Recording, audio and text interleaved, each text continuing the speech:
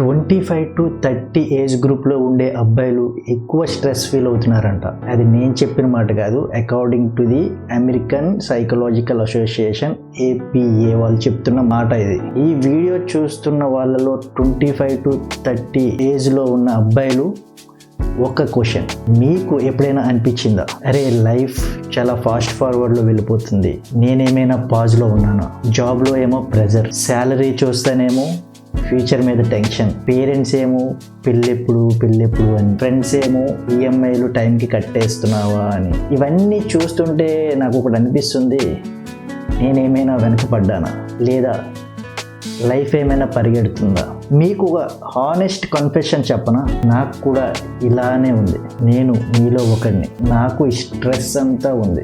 ఈ ఏజ్లో, ఈ సిచ్యువేషన్లో ఇలా ఉండడం నార్మల్. ఎందుకంటే ఇది లైఫ్లో ఒక turning point. Career, money, future ఇవన్నీ ఒకటేసారి ప్రెజర్ వేస్తాయి. అసలు ఇవన్నీ పక్కన పెడితే మనం గుర్తు పెట్టుకోవాల్సిన విషయం ఏంటంటే, పెర్ఫెక్ట్ లైఫ్ అంటూ ఏమీ ఉండదురా. చిన్న చిన్న స్టెప్స్ వేసుకుంటూ వెళ్ళడమే. రోజు కొంచెం మూవ్ అవ్వాలి, బ్రెయిన్కి కొంచెం రెస్ట్ ఇవ్వాలి, అప్పుడప్పుడు మనసు చెప్పిన మాట వినాలి, అంతే. లైఫ్ని ఒక రేస్లా చూడొద్దు, ఇది ఒక మారథాన్. ఇందులో కూడా వాటర్ బ్రేక్స్ ఉంటాయి.